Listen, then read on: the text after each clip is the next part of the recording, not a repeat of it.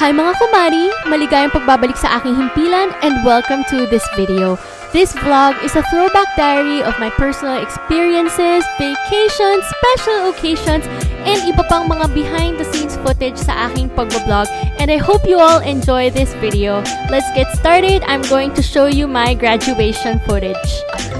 I actually think that this is the first ever official vlog that I'm gonna do live vlog. And wow. Parang actually ang speechless ko kasi graduation today and I'm like, alam mo yung tipo when you're about to graduate, parang for the longest time, oh yeah, it's gonna happen, oh yeah, next year, oh yeah, next ganyan-ganyan. Tapos parang, today na yun? Mamaya na yun? Matatapos din ang lola mo? So, I'm gonna do, of course, hair and makeup now. Hair not so complicated. Makeup, I just want smoky brown eyes. And so, of course, yung very important, nandito yung set list ko na coral gray lenses, which are super pretty, as well as my Vocto S1 lashes. Hindi talaga mabubuhay sa sobrang kahabaan ng lash na to. Fashion brow for Maybelline, hindi talaga mawawala. Anastasia pomade. Yeah, my Urban Decay palette. And my double lasting na Etude House na foundation. Oh my gosh, guys! Good morning! This is it. Lalakad na ako papunta. Yung kotse, if you look at until some point na lang siya. So, kailangan lakarin ko na yung the rest.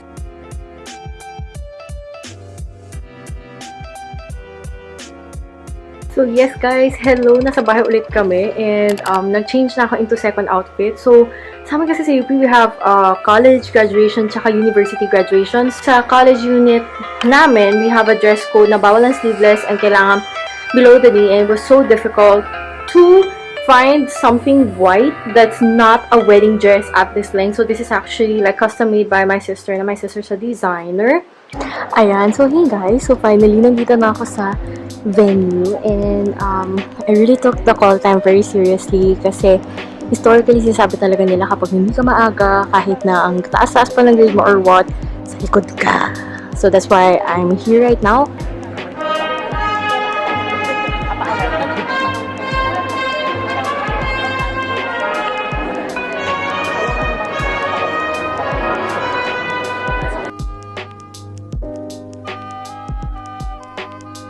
So, skip naman tayo to March 2018 and this was the time that we went to Boracay for the second time. We stayed at Siang Boracay and ito yung footage ko noong nag-fish house building kami. And I didn't really talk or film myself much because for most of the time we were just actually staring at the view and enjoying the sunset.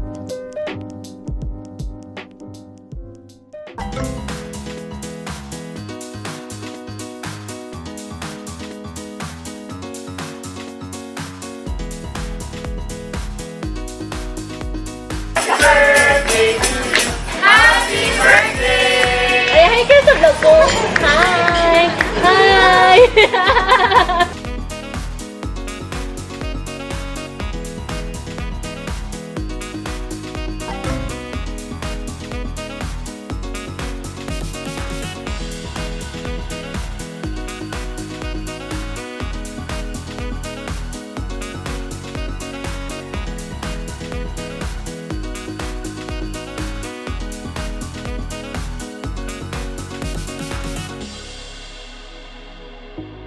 Ayan, tapos kami mag-zumba! Hi guys! Ito si Carla. Magka-zumba kami 6 years ago. Diba? Diba? Ang tagal na. Pero parang ngayon, feeling, I was well became the instructor, pero parang siya yun talaga one bagay maging instructor. Pag si Carlan ay umattend ng zumba class nyo, ay magigibaho ang building nyo. Yay! So, nandito na ang aming food. Ito na ang aming mga pagkain. Tantananan. Talagang pasensya na makalat po ang aming bahay. And ito na, ayan na, meron na akong dalandan slushy. Chick fries. Kasi gusto kong malaman kung okay ba yung honey butter. So, ba siya pinag-usapan online. Tsaka may mac spicy ako dyan sa loob. Moment of truth, guys.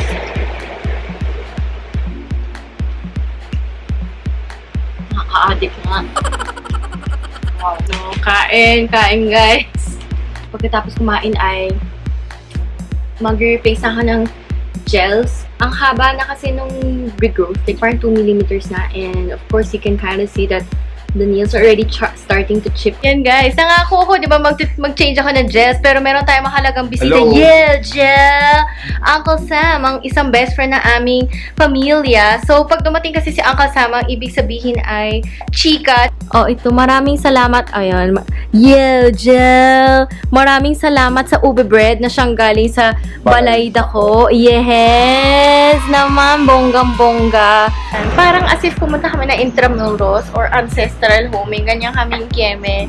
Ayan na, dito na. Las Casas, Manila.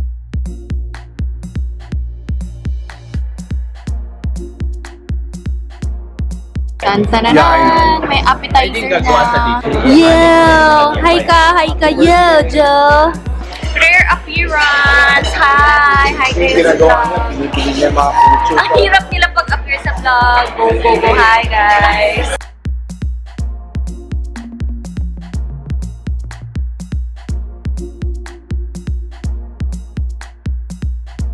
Hi sa mga viewers sa YouTube! Happy birthday, Mama!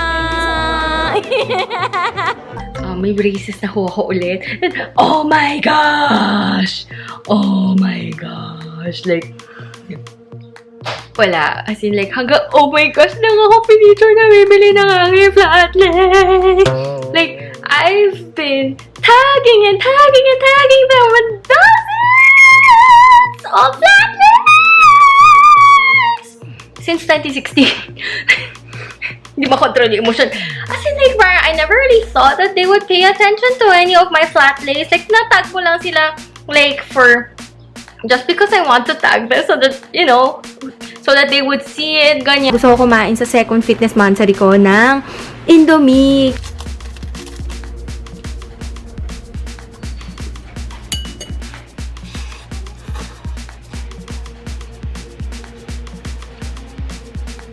Grabe, sobrang sarap nga. Ayun guys, ang gulat pa rin ako doon sa nangyari kahapon na nirepost nga na may bilhin yung sarili kong flat lay. Grabe. Tantanana. Hi guys! So today it's June 17, 2018 and of course today is Father's Day. So ngayon pa lang alas 3:30. Yeah, I think it's 3:30. Ngayon pa lang magsisimula na ako magluto.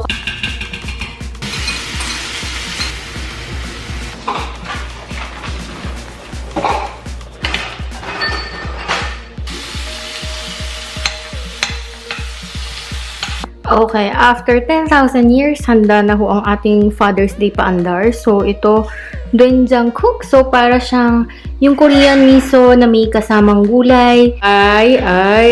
Ito na ang ating Korean station. So, nagluto ako ng nakjibokkum yung sarsa. Okay lang, mother. Pwede pumasok. Ayan na, andyan si mother. Nagtatago si mother. Ito nakjibokkum. So, ano siya, bali stir fry na seafood. Pero, sinunod ko lang yung recipe ni Mama Chi for stir-fried octopus pero walang octopus dito. Algam jajurim. So, yung side dish na baby potatoes na nakaluto ng may syrup tsaka soy sauce. Sauteed na king mushroom. And for bibimbap station, so may tauge, zucchini, carrots. Yung nga lang nangitim kasi sobra ko nung sinotehehe. Tapos may spinach and then meron ding cucumber. And may wagyu cubes, tsaka chicken breast, tsaka egg para sa lahat ng mga kakain. So, handa na ang ating Korean feast. So, ang susunod ay ayun, medyo hinanda na yung flat lay station, guys. So, yung susunod na part na ay yung pagpa-flat lay. So, hindi ko lang sure kung kailan uuwi yung kuya ko tsaka ate ko. So, when they come home, they will surely be doing flat lays na. Pero as for me, kakain na ako. Hindi na pa ako alas 3 nagluluto, guys. Right now, 6:30 na. So, I've been cooking for 3 hours already. So, sige, kain na tayo, guys.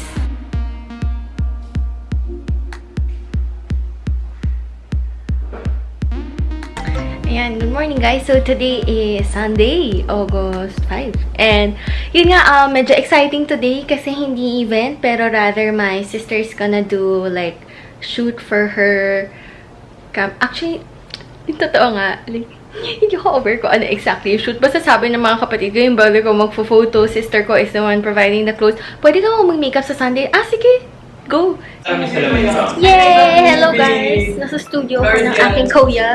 Hello! Hi Koya! Hi Koya! We have our model Gladys. Isn't that the Art Nouveau one?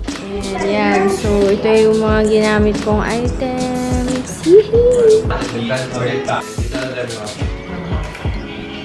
And hello guys! So today is August 30, 2018 and so far today, ang bala ko lang naman ay dalhin si Una Boy sa vet kasi gusto siyang ipa-check sana ni doktora for pancreas. Kasi parang nung nagpa-blood test siya the last time around in mga April, the vets found na parang medyo mataas yung amylase niya. Sabi nila, minsan kasi kapag pinapa-blood test yung pusa, minsan di ba kinakabahan yung alaga mo, kaya minsan tsaka yung result. So sabi nila, okay, let's have another test done in June.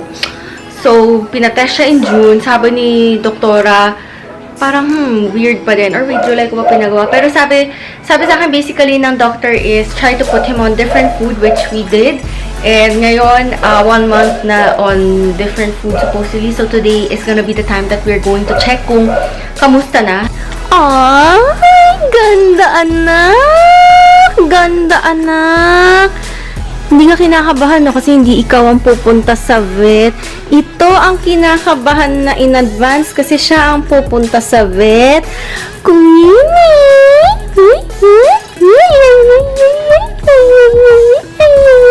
Aking napakagandang anak. Baka ho sakaling kung sa mga ano ho dyan, sa mga talent scout, kung kailangan nyo ho ng bagong talent, pwede hong model, artista, beauty queen, ito na ho, Sandy. At ikaw naman, malapit ka nang pumunta sa vet. So, we will bring you to the vet. Oh, bakit? Lapit na tayo pumunta kay doktora. Ayan, babayahin na kami ng aking baby boy. Pupunta ng vet. So, hopefully, hindi ko sure. Baka, feeling ko hindi ko pa si doktora na i-film. Pero, nonetheless, I'm just hoping na medyo nag-improve na yung pancreas niya. Hopefully. Pero actually naman, Uno has had kidney problems and urinary problems before pa. So, that's why he's been on medicated food for over a year already. Over 1 year na siya naka-medicated food. Actually, ganun din naman sinasabi ng doctors. If ever mapakita ang may problema nga siya sa pancreas, it will also be na ilalagay din lang siya sa medicated food. Pero syempre, diba, the less problems, the better. So, hopefully, gagalingan mo sa blood test mamaya para hindi pangit yung results mo na pancreas sa uya. Si Macho Gopito! Macho, bawal bumalik, baby boy. Hindi ka pa nag-blood test. Bawal pa! And so for today, yun nga, nag-gym ako kanina kaya nakatali ang hair ko. Ayoko na ibaba kasi nakakatakot. Siguro kung ibaba ko siya. And we're going to mom's and my sister's art exhibit kasi nag-aral sila ng painting. And ngayon ay I think culminating activity ng exhibit.